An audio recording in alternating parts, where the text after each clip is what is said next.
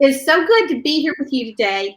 And this workshop really comes from my heart for homeschooling moms and the overwhelming burden I felt when I was a new homeschool mom. So we're going to put on a lot of hats. I've got a big old hat box that I carry with me to workshops, but it won't fit in this screen, and it's just overflowing with hats. So I'm going to start with one hat that I wore for way too long the first year I homeschooled. And I don't want you to wear it. And those of us at Homeworks by Precept and BJU Press Homeschool don't want you to wear it. But you need to hear my story. Now, if you're a veteran homeschool mom and you don't wear this drill sergeant hat anymore, be patient and remember those new homeschooling moms that you know. So we're going to start out with the drill sergeant hat. When I was a new homeschooling mom, I had to use a curriculum because of an archaic state law that was not suited for my kids. And my sons were 6 and 4. My 4-year-old had a very long attention span, John, who is now an attorney, that makes sense, even as a 4-year-old. My 6-year-old was constant movement. And so today he's a salesman, and he's really an evangelist with his spiritual gift. And so it makes sense that he couldn't sit still or be quiet. But I didn't know that at the time. So every morning we would start our homeschool. Now remember, I'm homeschooling in '84. I don't know one person in the world who homeschools. So I'm just doing the best I can in the dark. And so I would read this curriculum every morning that said, when you have school, have your children put their feet on the floor, their hands on the desk, look you in the eye, and raise their hand when they have something to say. Well, my 6-year-old son never did that. He was constant motion. And with every day that passed, I felt like more and more of a failure and more out of control of this thing called homeschooling. So one morning I woke up and I put on my drill sergeant hat, and I took a literal whistle and blew it, which I'll spare you since we're doing this online. It would kill your ears, and my grandson evidently made off with my whistle. And so I told the boys, go downstairs to the schoolroom. Today, we are going to have real school in the Tyler household. So the kids went downstairs. Didn't have to lecture John, but I did have to tell my 6-year-old, now, you will not talk while I'm talking. You will put your hands on the desk. You will keep your feet on the floor. You are not going to color or play with your mini cars or do anything else except for listen and raise your hand when I ask a question. So, but to make a long story short, it was the most miserable day we ever had in our homeschool. I couldn't figure out why. I didn't know enough to understand what made us so miserable, but I told the Lord, if this is homeschooling, we can't do it. I can't do this. But God, in His kindness and His providence, took me to a bookstore, a kid's toy store, a little boutique, to buy a birthday present 2 weeks later. They had this great little book nook. So my kids would play with the Brio train set we couldn't afford to buy, and I would sit there and read. So I picked up this book that was out of print, so you can't get it, called Growing Up Learning by a PhD in education. And he talked about the 3 learning modalities, auditory, visual, and kinesthetic. Now, this is old news for some of you, but let me remind you how important it is to know your child and to know how they learn. The more you know about your children, the more you're students of how they access information, the more pleasant and effective your homeschooling will be. So in this book, he goes on, he talks about the visual learner learns by seeing. And then he said, bless the poor auditory kinesthetic learner's heart, because they learn by talking and moving, neither one of which are acceptable in a classroom. And he talked about later on having a graduate student he was working with. And this graduate student really wanted to do well, but she said, I'm an auditory kinesthetic learner. It takes all my energy and focus to be still and to be quiet. I have no more bandwidth for learning. And ding, ding, ding, all these bells and whistles are going off in my mind.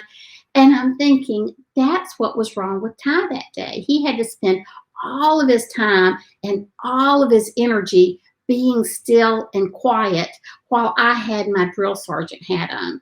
So part of our job at Homeworks by Precept with all of the wonderful consultants and this wonderful curriculum from BJU Press is to make sure you are working with your kids to educate them. I taught for a week. Joe and I started a co-op in South Carolina before co-ops were cool, and I was teaching a public speaking class.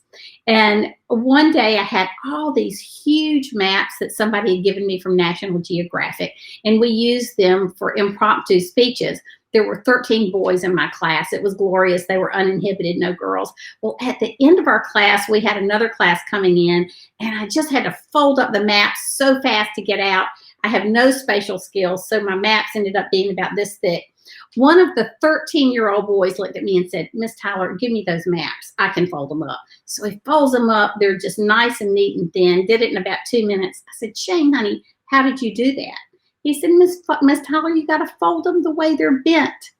And later on, I was doing a Bible study with a Chuck Swindoll book, and he said this, Proverbs 22:6 says, "Teach a youth about the way he should go. Even when he is old, he will not depart from it."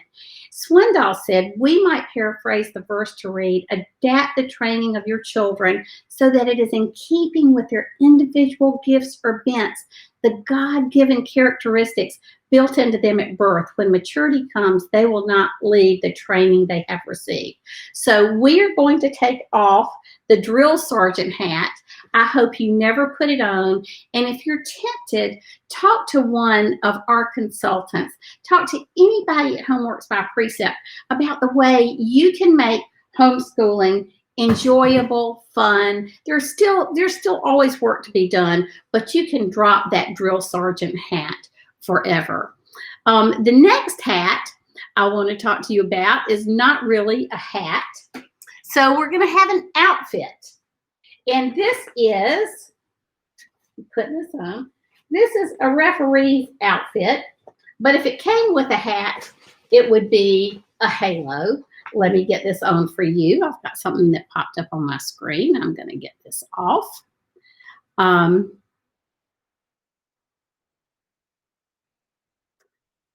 Okay, so we've got the referee's outfit here.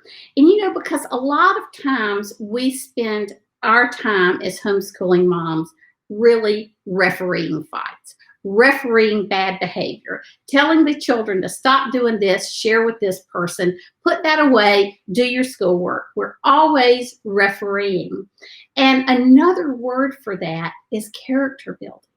So along with knowing your child and becoming a student of your child, learning how they learn so that you can instill in this a love for learning instead of an aversion to learning, we need to be building character in our kids. I love this verse. Wiest in his word studies from the New Testament says about this verse, "And the peace of Christ, let it be acting as an umpire in your heart." So this is a verse from Colossians 3. Refereeing fights, little tiffs, bad attitudes, you are always refereeing, just like the peace of Christ is acting as that umpire or that referee in our hearts. All the while, why? So that we become more Christ-like, so that we have better character. So teaching biblical worldview is character building. Teaching children to serve each other and other people is character building. Think about Jesus and the disciples. When they were traveling together and he was their teacher for 3 years, the disciples, what did he do? He refereed their fights. Who was going to sit who was going to be on the right side of him in heaven? Who was going to be on the left side? Today it's which child gets to sit in the front seat of the minivan. It's really the same self-centered fight, just different ages and different stages. And so one of our goals really is to instill this biblical character, this Christ-like character in our kids. And it comes through a whole lot of effort on your part, a whole lot of refereeing. And then, you know, I just have to say, I'm so thankful for the BJU Press curriculum, because the biblical worldview is built in, it's woven throughout, teaching our kids how to love Christ and how to be servants. C.S. Lewis said, education without religion, as useful as it seems as useful as it is, seems rather to make more clever devils. And Franklin Delano Roosevelt, past president, said, when you educate a man in mind and not in morals, you educate a menace to society. So as you're character building, as you're refereeing, I just want to say, go mom, because you're building Christ followers, you're building disciples, and you're building people who can impact the culture in a positive way as they leave your home. So the next hat I want to put on for you. Now this is the real deal. I know it doesn't look like it. This is a chef's hat. Joe and I went to a homeschool conference and we worked with a chef. And this is the hat he gave us.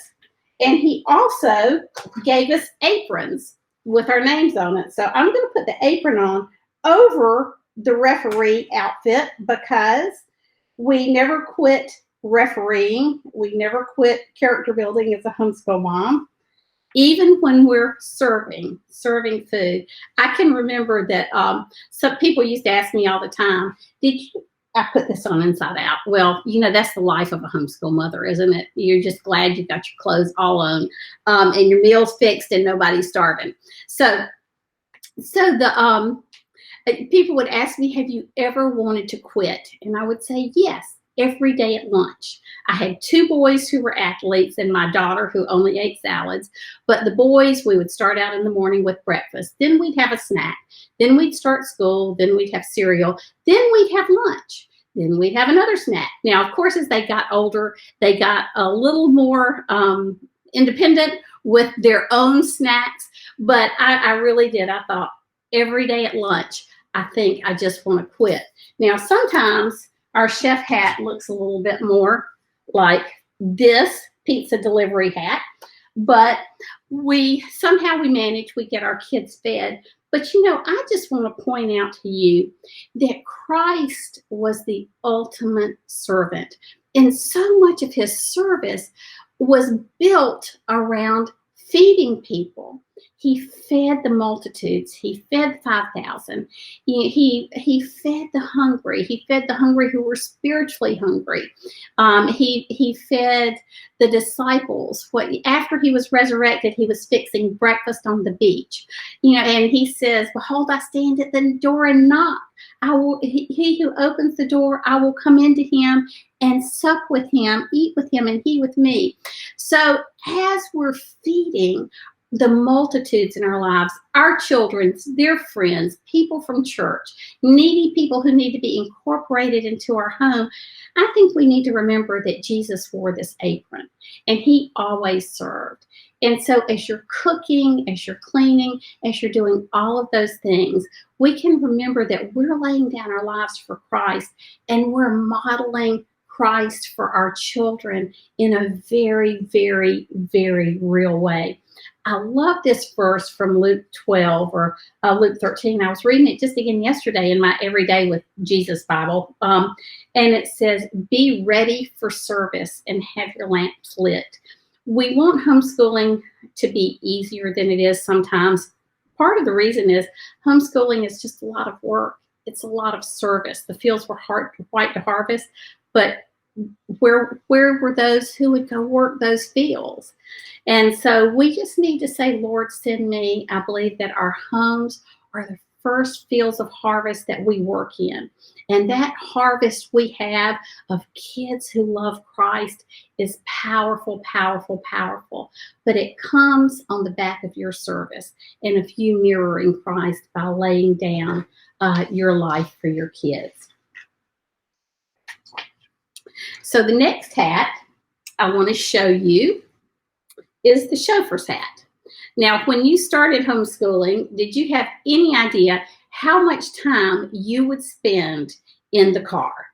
And so I just want to encourage you to redeem the time that you have in the car. I know a lot of people, their kids will do school assignments or whatever. One of the things we found that was so redemptive was listening to great literature on DVDs, CDs, whatever the technology of the day is. Now you can just stick in a book from the library or Audible or whatever and listen to a book together. But some of our greatest times in the car, we listen to Les Mis, we listen to Will Cather's book, we listen to Moby Dick, are just those memories of being in the same book, on the same page, on books that were often above their ability to read at the time, but together we could talk about the worldview of the author, the vocabulary of the book, the plot, the setting.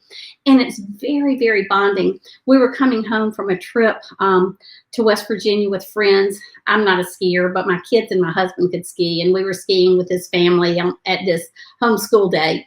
And so as we came home, we hit this snowstorm, and we were listening to O Pioneer by Willa Cather. And as we got home finally at 2 o'clock in the morning, there was one cassette tape left, dating myself.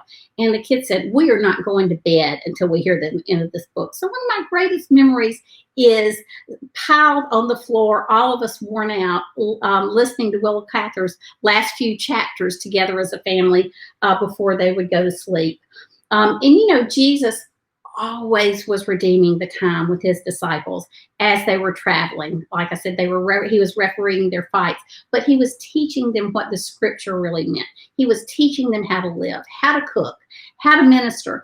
And so in the same way in our travels, whether it's short trips or long trips, just going to the grocery store and back, or music practice and back, we need to learn to redeem that time.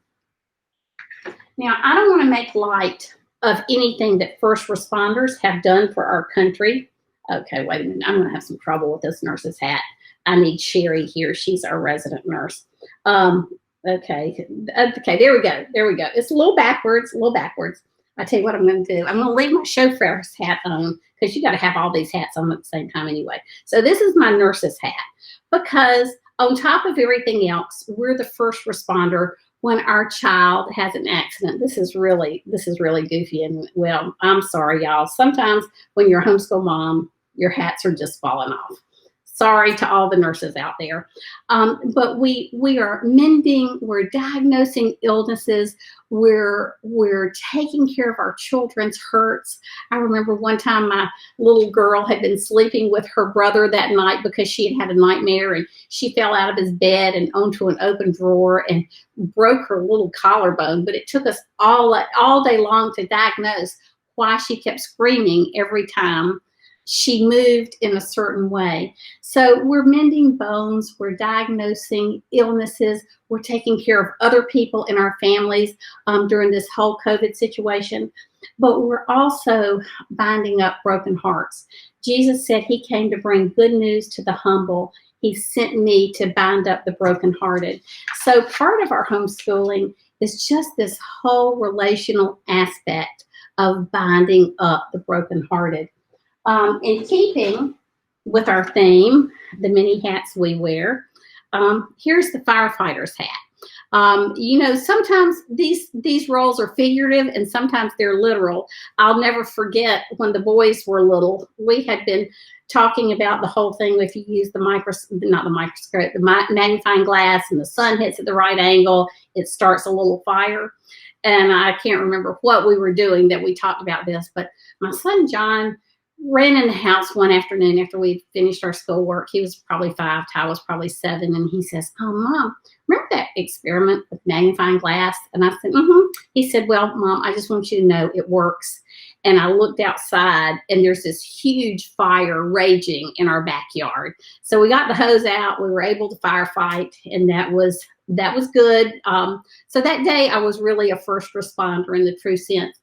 But, you know, we also we are really stretching ourselves as we are homeschooling moms, and it really demands more of us sometimes than we have to give. And that really lays the ground for burnout. I mean, if there's anybody who is justified in being burned out, I will say it's homeschool moms. And so this is what my book, Refined, A Homeschool Mom's Call to Trust, is all about. It's about burnout and strategies for coping.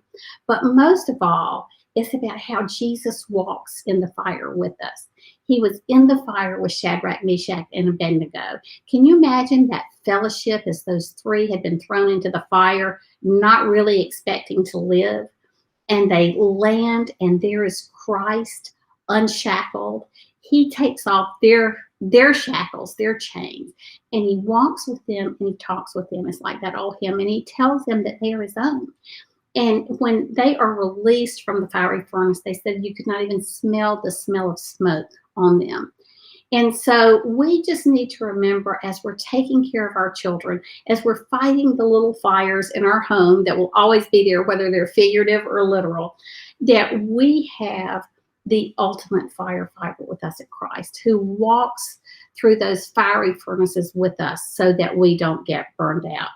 And then the last thing, one of the last things I want to talk to you about is the construction worker's hat, because we are building homes, we're building children's lives, and here is the cross. So we are actually kingdom builders. I really believe, Mike Knott, if you didn't get to hear his devotion this morning, make sure you listen to that, because it is well worth your time. And he talks about how important that we raise our children with a biblical worldview.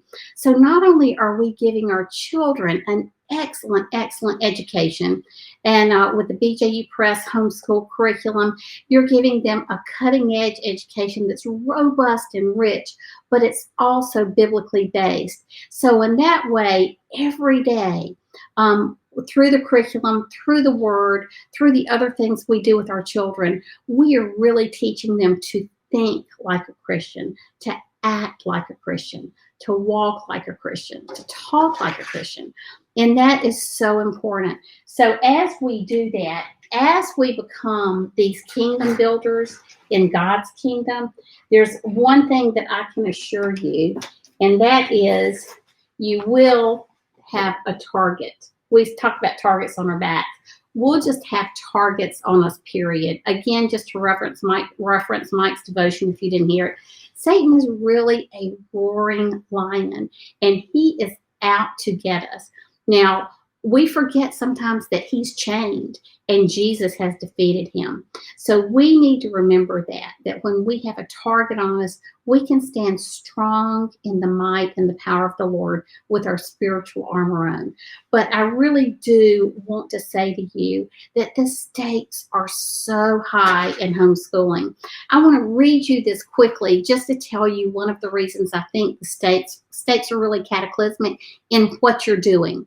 The Harvard Rules and Precepts from 1636, when Harvard were founded, says this: let every student be plainly instructed and earnestly pressed to consider well the main end of his life and studies is to know God and Jesus Christ, which is eternal life, and therefore lay Christ at the bottom as the only foundation of all sound knowledge and learning.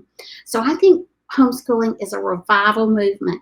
And what is happening is we can take these rules and precepts from Harvard about laying Christ as his word as the foundation of all learning and transfer it to the 21st century where people are biblically illiterate.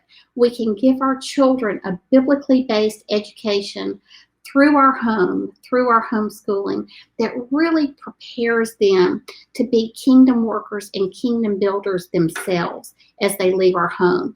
And because the number of homeschooling has gone from like 5% to 11% of our school-age population, we are training an army for Christ. And I don't mean a physical army, but I mean a huge number of children who should be able to articulate a biblical worldview and apply it to their culture when they leave our homes. I love this. I read this in a commentary.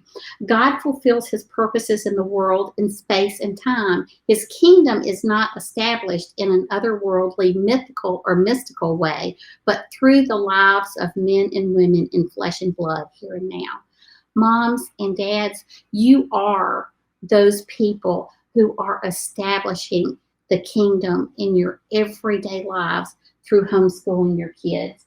Now, as we finish, we've got all these, the apron, the referee outfit. I'm sure they wouldn't call it an outfit. We've got our chauffeur hat, our nurse's hat, our fire hat, our builder's hat.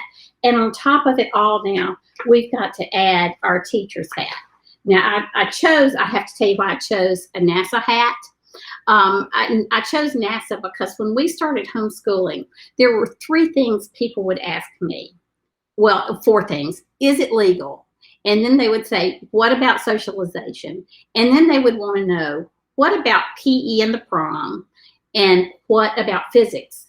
And I'm thinking, they're 4 and 6. Cut me a little slack here. So this is like NASA and all the physics they have to do. Okay, this backwards mirror is really messing with me. But you see what happens when we have all these other hats on and we try to put on the teacher's hat? The hats just start falling. And so I just want to let you know that at Homeworks by Precept and BJU Press Homeschool, our goal is to help you keep the teacher hat on. We want to support you in all aspects of your homeschooling, but we also are so humbled and privileged to bring to you a curriculum that is educationally rich and robust and biblically sound, and gives you options like online course or video courses when you can't do all the teaching. So our goal here, through the party, through the consultants, through the curriculum, is to help you wear your teacher hat with confidence in Christ, but in confidence of what you're doing, in strength, in power, and in victory, so that at the end of the day, you can stand before Christ and know that you have raised your children for Him and for His glory.